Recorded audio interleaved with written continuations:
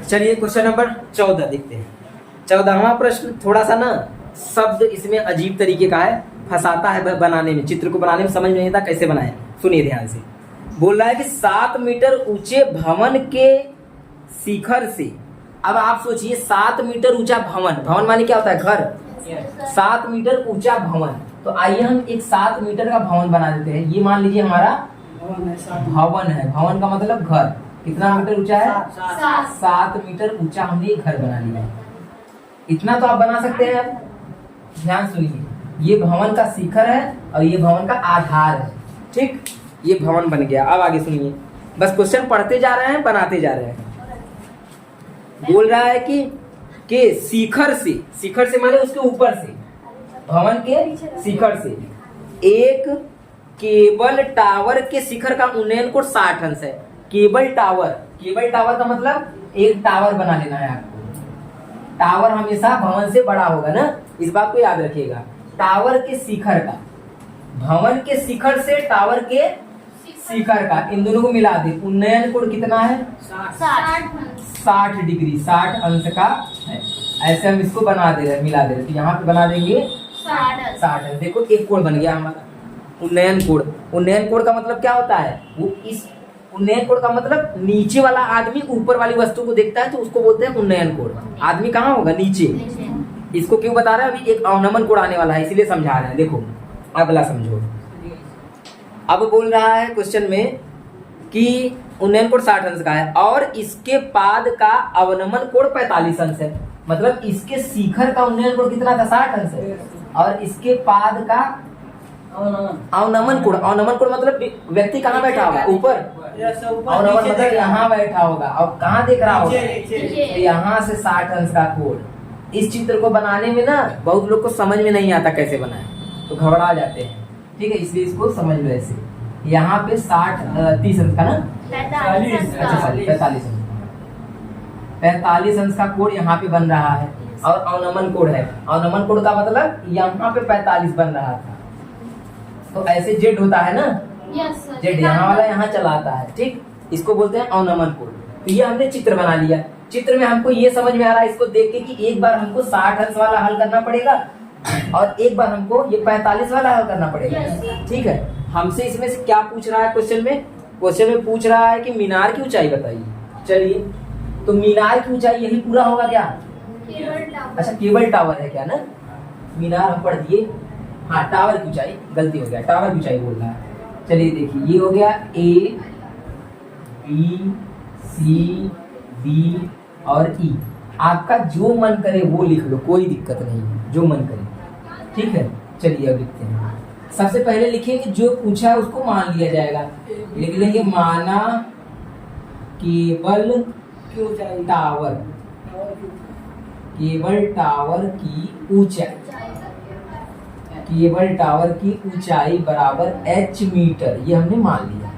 मतलब ये जो हमारा A से लेकर D तक की लंबाई है, पूरा A से D तक, ये पूरा हमारा h मीटर है। ठीक है, यहाँ से लेकर पूरा यहाँ तक h मीटर। समझ में आया इतना बात? ये पूरा था चित्र। अब हम लोग पूरा अब इसको हल करेंगे बारी बारी से। सबसे पहले कौन सा ले कोण हम लोग? 60 अंश में। 60 अंश में कौन सा त्रिभुज लेंगे? ABE। मतलब केवल इतना त्रिभुज लेना है ना, केवल इतना त्रिभुज लेना है। चलिए, तो लिखेंगे त्रिभुज ABE में। अच्छा, ABE में आएंगे जब, तक एक बात और याद रखिए। क्या बताइए? जब पूरा ये यच है ना, पूरा यच है, जब हम 60 अंश वाला हल करेंगे तो हमको केवल इतना भी चाहिए क्या? लंब का जरूरत पड़ेगा ना, लंब का। तो ये कितना होगा बताओ? ये 7 है तो ये भी कितना होगा? 7 होगा क्या? ये भी कितना होगा? 7 होगा, क्योंकि इसके सामने का है ना, जितना लंबा ये होगा उतना लंबा ये होगा। अब उसके ऊपर वाला बताओ क्या होता है? h-7। हम बता चुके हैं कि जब भी पूरा तुमको पता रहेगा और ये आधा पता रहेगा तो जो शेष वाला बचेगा इसी पूरे वाले में से ये घटा देंगे। पूरे वाले में से जो थोड़ा सा बचा रहेगा उसको घटा दो तो पता चल जाएगा। ये होगा तुम्हारा h-7। इस बात को याद रखना। इस बात को हम बहुत अच्छे से पिछली बार में बताए थे। ठीक है, जब भी आपको ये इतना पता हो ना, आधा, और पूरा आपने माना हुआ है, तो ये जो छोटा वाला बचता है उसको निकालने के लिए क्या करते हैं? टोटल वाले में से ये वाला घटा देते हैं। तो वो छोटा वाला बच जाता है। ठीक, ये याद रखना हमेशा। उल्टा नहीं, माइनस कर देंगे, बस माइनस कर देंगे। ठीक, देखिए लिखेंगे tan थीटा बराबर लंब बटे आधार। थीटा का मान रखिए tan 60 अंश बराबर लंब क्या होगा बताइए, केवल ए ही होगा, ए और ई, और आधार बी ई। अच्छा, बी और ई, ठीक, बी ई होगा। आगे बढ़ते हैं। 60 अंश का मान कितना होता है, कर्णिम 3 बराबर ए ई का मान कितना है पता नहीं है। अच्छा, एक बात ध्यान दीजिएगा, जो सी डी होगा वही ए ई होगा ना, क्योंकि नीचे का आधार है वो भी आधार है, ठीक, बराबर में है ना। इसलिए लिखेंगे ए ई का मान हमको पता है, ए ई का मान कितना है, h माइनस 7। और बी जो है, बी नहीं पता है तो बी को हम बी ई रख देंगे। ठीक, इसका यहाँ गुणा कर दीजिए तो ये हो जाएगा कर्णिम 3 बी ई। यहाँ पे आपका मन करे तो गुणा का चिन्ह भी लगा सकते हैं, कोई दिक्कत नहीं है। क्यों नहीं लगाए, क्योंकि दोनों सटा हुआ है तो गुणा होगा ही। ठीक, बराबर h माइनस 7। अगर इसको हम बटे में भेज दें, इसको बटे में भेज दें तो b का मान मिल जाएगा, b बराबर बटे कर्णिम में। इसका परिमेयीकरण भी हम कर सकते हैं, ठीक है, क्योंकि हम बताएं कि नीचे कभी कर्णी मत रखिए तो कर दीजिए। अगर नहीं भी करते हैं तब भी कोई दिक्कत नहीं है। या तो हम बताए ना, सुनिए, अभी मत करिए, छोड़ दीजिए। जब भी परिमेयीकरण करा करो हमेशा लास्ट में करा करो, जब उत्तर आ जाए तब, तो ज्यादा अच्छा रहेगा, कहीं दिक्कत नहीं आएगा। देखो ऐसे भी नहीं आएगा। मान लो समीकरण नंबर ये हो गया हमारा 1। अब हमको किस में हल करना होगा, 45 वाले में ना, तो लिखेंगे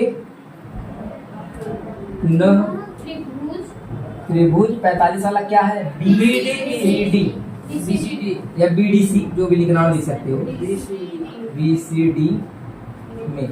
फिर लिखेंगे वही tan थीटा लंब और आधार। तो हम लोग जानते हैं कि tan थीटा की जगह पे 60 था, वहां पे यहाँ 45 हो जाएगा। लंब का मान कितना, BC होगा, B और इसका CD। अब यहाँ पे चलिए, 45 का मान हम सभी लोग जानते हैं 1 होता है, बराबर आइए। BC का मान कितना है, BC 7 है क्या, 7। अच्छा, CD की जगह पे हम B का मान रख सकते हैं नहीं, क्यों रख सकते हैं, जो CD होगा वही दोनों सेम है, दोनों सेम है ना, तो यहाँ पे रख दीजिए। और लास्ट में बता भी देंगे CD का मान ये, B और CD सेम चीज है ना, दोनों B और CD क्या है, दोनों सेम है, तो जो B होगा वही CD होगा। यहाँ पे रख देंगे कर्णिम 3। और यहाँ पे लास्ट में हमें मतलब यहाँ बता दो कोष्ठक बना के, चूंकि BE जो है वो बराबर है CD, तो हम CD की जगह पे B वाला मान रख सकते हैं, दोनों बराबर है। अब इसको ये कहाँ चला जाएगा, ऊपर भेज दो, ये हो जाएगा 1 बराबर 7 कर्णिम 3 बटे h माइनस 7। इसका यहाँ गुणा हो जाएगा, क्योंकि भाग उधर गुणा हो जाएगा। जब इसका गुणा करेंगे तो h माइनस 7 बराबर 7 कर्णिम 3। 7 को उधर भेज दीजिए, यहाँ प्लस उधर क्या हो जाएगा, सॉरी माइनस उधर प्लस हो जाएगा, माइनस उधर प्लस हो जाएगा। 7 कर्णिम 3 प्लस 7, दोनों में 7 कॉमन है क्या, 7 को निकाल लीजिए। जब 7 यहाँ से निकल जाएगा तो प्लस 7 एकम 7 मीटर। यही आपके केबल टावर की पूरी ऊंचाई है। ठीक, कर्णी में 3 का मान भी रख सकते हैं, लेकिन हमको लग रहा है कि आंसर यही है, कर्णी 3 का मान नहीं रखा है। ठीक है, इसको लिख लीजिए। क्वेश्चन नंबर 15 सुनिए। सवाल बोल रहा है, पहले सवाल को अच्छे से पढ़ते हैं। एक नाव से नदी के किनारे की किसी इमारत के एक प्रकाश स्रोत का उन्नयन कोण 30 अंश देखा गया है। आगे बोल रहा है सवाल कि 4 मिनट पश्चात उसी नाव से प्रकाश स्रोत का उन्नयन कोण 60 अंश हो जाता है। ज्ञात कीजिए कि नाव को इमारत के पास किनारे तक पहुंचने में कितना समय लगेगा। अब सवाल को समझ के उसका चित्र बनाते हैं। पहला लाइन पढ़ते हैं, सुनो। बोल रहा है कि एक नाव नदी के किनारे किसी इमारत के एक प्रकाश स्रोत का उन्नयन कोण 30 अंश देखा गया ना। चलिए देखिए, एक नदी हम बना लेते हैं यहाँ पे, ये नदी हो गया। नदी में क्या चल रहा है? नाव। एक नाव होगा ना, यहाँ पे कोई नाव चल रहा होगा। तो यहाँ से एक प्रकाश स्रोत कहीं से आ रहा है। प्रकाश स्रोत माने कहीं से रोशनी आ रहा है, रोशनी। ठीक है, तो हमने क्या किया, एक यहाँ पे खंभा बना दिया। ठीक, हमने बना दिया खंभा, आवाज मत करिएगा ना।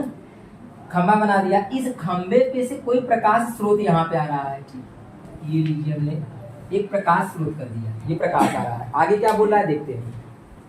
आगे बोल रहा है स्रोत का उन्नयन कोण 30 अंश देखा गया है। अच्छा, तो इसको अगर यहाँ से मिला दें तो यहाँ पे 30 अंश का कोण बना रहा है। फिर क्या बोल रहा है सवाल, अब बोल रहा है सवाल कि 4 मिनट पश्चात उसी नाव से प्रकाश स्रोत का उन्नयन कोण 60 अंश हो जाता है।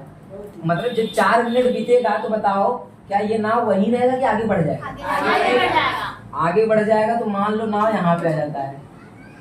जब यहाँ पे आ जाता है तो वही प्रकाश स्रोत से जो प्रकाश दिखा रहा था उसको यहाँ 60 अंश का हो जाता है। ठीक, आगे फिर क्या है सवाल में, इमारत माने क्या होता है? कोई घर होगा ना, कोई बिल्डिंग वगैरह होगी। इमारत माने बिल्डिंग यहाँ पे होगी कोई, उसी बिल्डिंग पे से प्रकाश स्रोत आ रहा है। आगे बोला ज्ञात कीजिए कि नाव को इमारत के पास किनारे तक पहुंचने में कितना समय लगेगा। नाव को, ये नाव यहाँ से यहाँ पे नाव आ गया, इस नाव को यहाँ तक पहुंचने में कितना समय लगेगा यही बताना है हमको। अब समझिए, 4 मिनट। अच्छा, ये 4 मिनट यहाँ से यहाँ तक पहुंचने का है ना, 4 मिनट यहाँ से यहाँ तक। आपसे पूछ रहा है कि जो बची हुई दूरी है उसको इमारत तक पहुंचने में कितना समय लगे यही बताना है। ठीक है, इसको हम लोग लिख लेते हैं नाम ए बी सी। ये जो सी डी नहीं है, यही तुमको बताना है कि सी डी से यहाँ तक पहुंचने में टोटल कितना समय लगेगा। ठीक, तो इसमें एक काम हमको करना पड़ेगा। क्या, ध्यान समझिए। सबसे पहले हम ये समझ लेंगे बी और डी। यहाँ मान लो बी है, बी से लेके सी, सॉरी बी और सी, बी सी की दूरी पता रहता तब तो कुछ होता। हमको क्या पता है? टाइम से काम नहीं होता है, इसमें दूरी से काम होता है। इस दूरी को हम कुछ मान लेते हैं अपने से। ठीक है, तो यहाँ पे हम लोग लिख लेते हैं, लिखेंगे माना नाव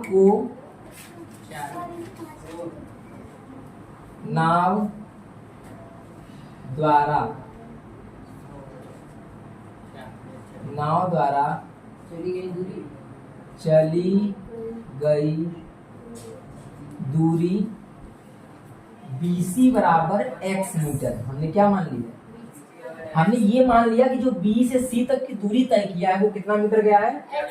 x मीटर हमने अपने मन में मान लिया। ठीक है, ये 4 का काम अभी आपका नहीं है ना, इसको हमने x मीटर मान लिया है कि x मीटर दूरी तय किया है।